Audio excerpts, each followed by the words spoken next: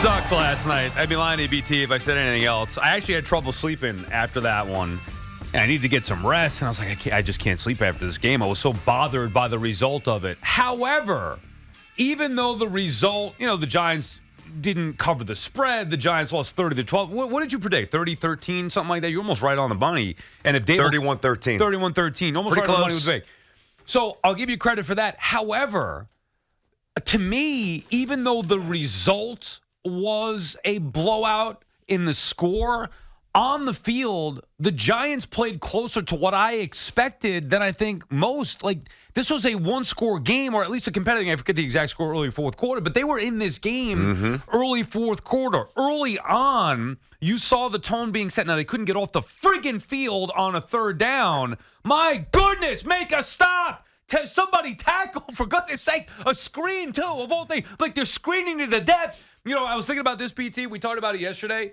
What do the Niners do well? You know what they do better than anybody else? They block. They block downfield well, which expands these plays downfield. Anyway, Giants couldn't get a stop on third down, and then offensively they had trouble converting on some third downs. But overall, with everything considered, everything stacked against them, I was actually more impressed with the Giants yesterday and saw more positives in that game, even with the score being what it was. I think, anybody that's dropping this at Danny Jones's doorstep, I think you're a fool, quite frankly. I think if it's been positioned as the Giants got smoked, I think you're a dope and you don't know football. Giants came to play. Giants were just severely, outmanned. I mean, without Thomas, without Barkley, the circumstances we talked about all week, or at least, really all week leading up to the game. I did think the tackling was absolutely pathetic. Oh, God. I mean, just soft. And I don't use that word very often because, these guys could tackle us basically with three fingers. That's how we couldn't remotely even think about doing what they do. But relative to their peers, the Giants' tackling is trash. That's number one. Outside of McFadden, who was an absolute beast, Micah McFadden for them. Yeah, he played well. Yeah. He got hurt a little bit early on, and the Giants did have some injuries last night, which is not necessarily good because they already have some to deal with. But, I thought they had a solid first drive. There was a big drop early, which I think that was a third down drop as well, which maybe prevented them from doing even a little bit more. But they kicked the field goal. They were hanging around. Again, the tackling was shoddy, but this was not about a lack of preparation. They were ready to play the game. I thought the game plan was sound. Jones had almost no chance to do anything. Listen, the Niners are a lot better, period. Exactly. That's it. They're a lot better, period. And under the circumstances, home opener, short week, no Barkley, no Thomas, we knew it. But the Giants' game plan, I thought, was a good one. Yeah. Hey, they moved the football. This was not like, and I know it sounds crazy to say this in the game they lost 30-12. This was their best game of the year. Like, they had a You mean from start to finish? Yeah. I probably agree with that. Their best game. I agree. They were in the game against one of the better teams, and they had everything stacked up against them. It just shows you the game plan moving on. Like, early on, they were moving the football down the field. Yes. Daniel Jones was throwing the football. My one thing is, why didn't they try to run the football with Daniel Jones?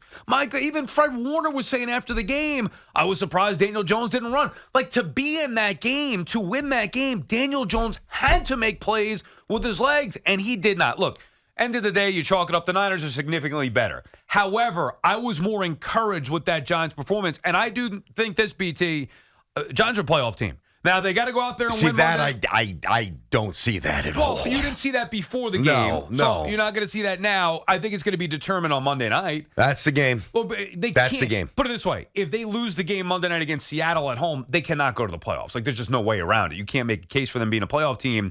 But I was more encouraged what I saw last night than any of the first obviously the first 6 quarters of the game or of their season. Yeah. Second half against Arizona was great. But think about it this way. This Giants team got run over in the first half of Arizona.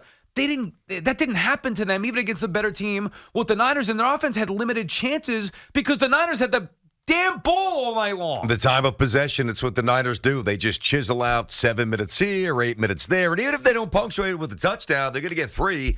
And they're going to own most weeks a 20-ish minute disparity in terms of time of possession.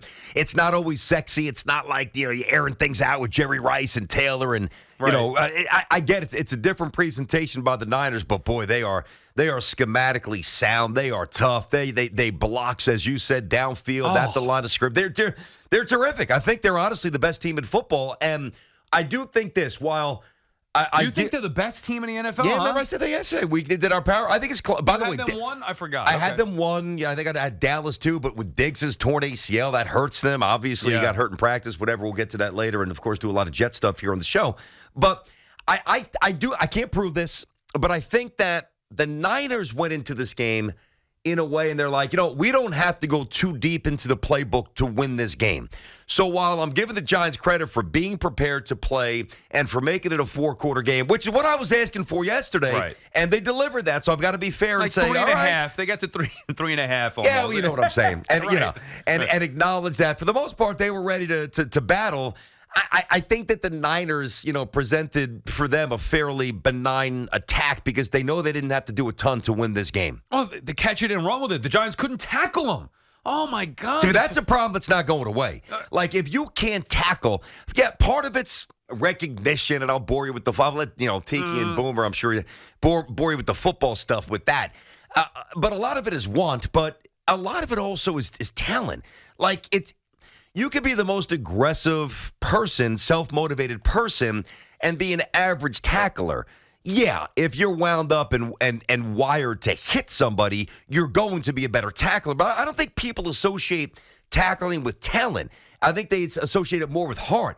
The Giants are not a talented tackling team at all, and that's a problem. They were getting dragged all over the field last night. Now, Deebo Samuel, George Kittle are two of the best at breaking tackles and yards after contact and all that stuff, but still, this has been 3 weeks in a row where the defense has not tackled well. But I think they're a 6-point team. I mean, I'm going to stand by that. No, you said that. I thought they overachieved the year ago. I don't see the horses. I don't. I feel better. Now, remember, coming into the season, I thought the Giants could contend legitimately in the NFC and contend to win their division. After week 1, there was no way I felt good about that. After this week, I feel good. I feel better about the Giants being a playoff team now than I did going into this game. Even with the result being what it was, I still trust Dable. I still trust Jones, and I think there's enough there to be a playoff team in the NFC. Charlie is calling from Bethpage. What's up, Charlie? Hey, Sal, BT, how we doing? How are you, Charlie? I'm good, but, I just thought that game last night, they were really never in it. I know it was 17-12. I don't care what you say. I think that secondary air is affecting your judgment with all that weed smell in the city. But, I watched that game, and I actually felt that game was like the Dallas Jet game. It was close at times, but they were never in the game. I just didn't see that. I don't know if I would say, and thank you for the call, Charlie. I don't know if I would say never in the game. Down 5. Niners open up the game. They get a 3-spot. Giants answer with a pretty decent drive. They get a 3-spot. Okay.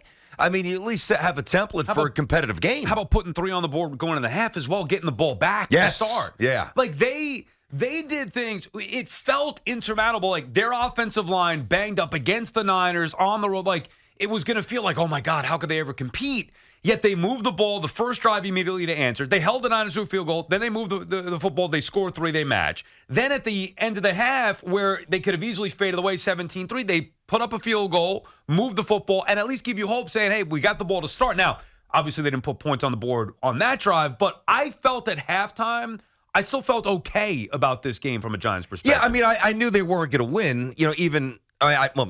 I strongly felt yesterday that they were going to lose by double figures, whatever. And even watching the game, not once did I say Giants going to steal this. Like even when they were down 5, I never once thought they're going to win. But this is kind of a loser take here, a little consolation part. Hey, nice for showing up. Here's a participation trophy.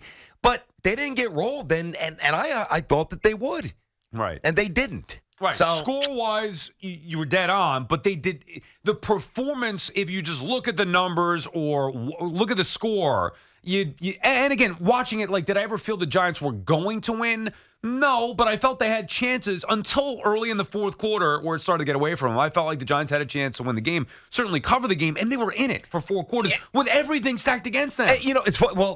I'm happy you bring that up. We know what was stacked against them coming into the game, but first of all, the roughing the passer penalty, the NFL officials a joke. Sal, It's ridiculous because the Jets got the apology letter the other day. Oh, thanks. Yeah, Well, just stick it up you behind. Here's an apology letter. It doesn't. We messed up. Fantastic. I mean, unless they're going to go back and change results, I think that's so counterproductive. It almost makes us more angry when you acknowledge they missed the call. We'll get the same thing. They missed it on Leonard Williams last night, no doubt. That was one bad break. The other thing, and again, I don't want to make excuses for the Giants, but the other thing was remember when the ball was ricocheted up in the air, and that wound up being about I might have the number up, like a 20-something yard pass game. Just such bull crap. That could have easily been a pick. Correct. Bad luck. Yeah. And the Giants, remember I said this word, and I've been using this word when I was an analyst for Columbia football. I use it with Jerry all the time, and I mentioned it the other day. You don't want to be an almost defense. Last night was all almost for the Giants. Almost intercepted. Almost got to the quarterback. Almost picked up. You have to make a play, especially in a game where you're under man like that and everything is stacked against you because you're not the better team. You have to make those plays. Tony is calling from Lodi. What's up, Tony? Guys, I can't remember the last New York athlete that gets more excuses from his fan base than Daniel Jones. 137 yards last night, 1 interception, 64 QB rating. I'm just tired of it. And whoa. Did you watch the game? Yeah, I watched the game. Okay, so how are you even going to bring up the interception then? That's on him? Well, no, I'm just giving you the stat. But the stat is irrelevant because it's not on him. You're trying to pick apart Daniel Jones, but you're giving up a stat that is on his receiver. It was a ball that was batted yet again. No, but it's just another game where Daniel Jones did not elevate his team. He didn't do anything. I understand they were under manpower, but he didn't do anything to elevate his team, get them to the next level. He's been around long enough to be capable of doing that. And that's true. That's true, Tone. I'm with you on that. That's fair. And as far as the game plan goes, I mean, now I got to look at Wink Martindale, who was, everybody loves Wink. This team has allowed 98 points over 3 games, okay? No turnovers. And the yardage last night, 441 to 150. So I understand what you guys mean. It was somewhat of a closer game than the final score, but this just isn't a good football team. Like you said, BT, last year was a fluke. Yep. You see, I don't know if fluke stuff. I never used that word. That's not fair. Not a fluke. I could not disagree more. Not a fluke. Now, circumstantial fluke? No, not fair. Now, you guys are talking about Daniel Jones has never carried his team other than the entire year last year. Like, give me another reason. Were the Giants good defensively last year? Like, did I They miss were something? opportunistic, but no. So how the hell did this team make the playoffs and win a road game on the playoffs? Daniel Jones lifted this team the entire year. Well, so did Saquon. I mean, Saquon was a massive part of it. But no, I'm not disagreeing with that. I like Daniel Jones. Daniel Jones, good ball player. You think he was bad last night, Daniel Jones? I don't think he was bad. I don't think he was really given a chance to succeed. Based on they didn't. I don't know that they. Let me take a step back. Remember I said before that I think the Niners entered this game where, and I can't prove this, but it's just my opinion watching the game and knowing the depleted roster of the Giants and the circumstances. I don't think the Niners went into this game saying, boy, we got to really air things out and we got to really get creative to beat the Giants. I think that they said, boys, here's the film, line up, smash them, we win, we keep them moving. So I don't think they went very deep into the playbook, whereas conversely, I can't prove, and they would never offer this concession, even if they did, I'd be stunned, and they wouldn't. I almost think on some level the Giants said, you know what? We just need to get to Seattle with Daniel Jones healthy. Because if they really, I know that they wanted to win. Everybody wants to win. But if they were playing to win, you would have seen designed runs and you would have seen Daniel Jones does what he does when the Giants are at their best. They didn't do that at all. And maybe they were going to unleash that late in the game if they were within a score or something like that. Possible. You know what I'm saying? Do you disagree with that? No, I don't. But I also don't think Daniel Jones played poorly yesterday. No, neither do I. I mean, can Waller catch the damn ball? I mean, my God, you get the Niners receivers, Jennings, the ball's thrown behind him. By the way, I didn't think Brock Purdy looked any good. No, he didn't look great. He made the plays and the results are there, but it was like Brock Purdy. Brock Purdy didn't really look special to me. He's flinging the ball up, and he's got his guys making plays. Daniel Jones, all right, so was the ball put in between the numbers? No, but Waller's supposed to make a play. Like, somebody's got to make a play, and it didn't. And again, you convert that. If Waller catches that ball, it was thrown a little bit high. Yes. Maybe things change there. Anyway, I'm not saying Jones was perfect. He's not. And he needed to do more with his legs yesterday for them to have a chance. I said that yesterday before the game. Fred Warner's talking about he was surprised they didn't run the football with Jones. To your point, BT, maybe they didn't feel like it was the right move because they needed to get to a certain spot where they felt like, hey, this one drive could be the difference in the game, then we'll take our chances. And ultimately, I want to protect Jones, but he was not bad last night. That's not the reason they lost the game. He wasn't bad. And I said this yesterday coming into the game, and I referenced the 1-10 prime time. What does it really mean? Not everything, because it was different coaches, different players, not great circumstances, whatever. But, Daniel Jones been around a little bit now, and he's now 1-11 in primetime games. But let me I'm ask you just this. saying. I get it. That's the record. But he also has won a road playoff game. I understand that. No doubt. And let's tie in the Jets here for a second, because we could use multiple quarterbacks that you've seen over the years with this Jets team. Okay.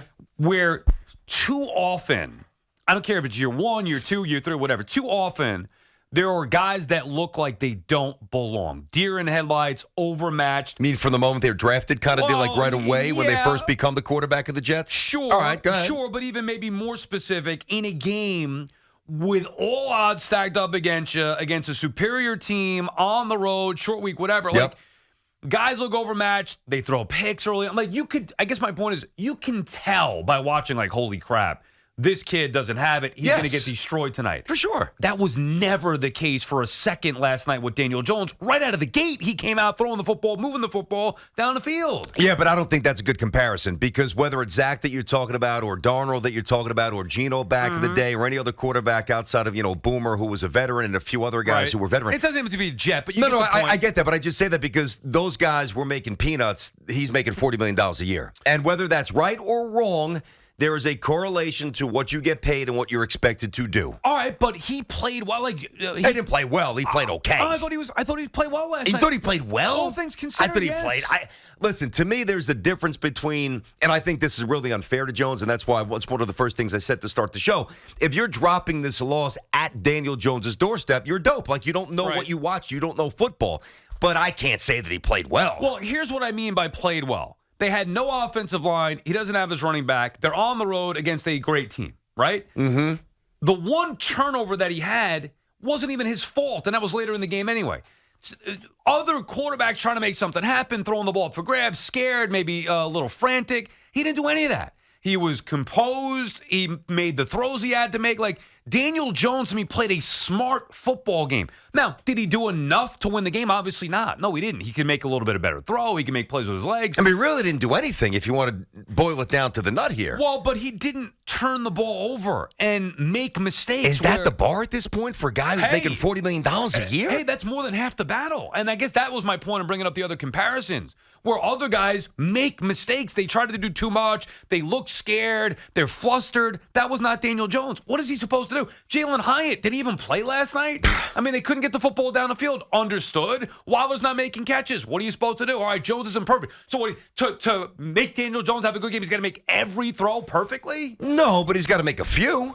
He didn't make any great throws. No, that's not true. He made what great throw did he make? He made a lot of good throws. Good throws or great throws? Good throws. He made some good throws. He had a couple. I mean, he only had 146 yards. How many great throws or good throws did he make? Yeah, I understand that. A lot of stuff was underneath because he couldn't throw it down the field. God forbid his guys can make a play, though, when he does. I mean, geez, maybe that would help. I don't think Jones was the problem at all. I don't think so either, but he wasn't nearly the solution that he had to be. That's all I'm saying. BT and Sal on the Fan. Our friends at Town Fair Tire remind you that at Town Fair Tire, you always get the guaranteed lowest price on name brand tires. From Connecticut to Maine, nobody beats Town Fair Tire. Nobody.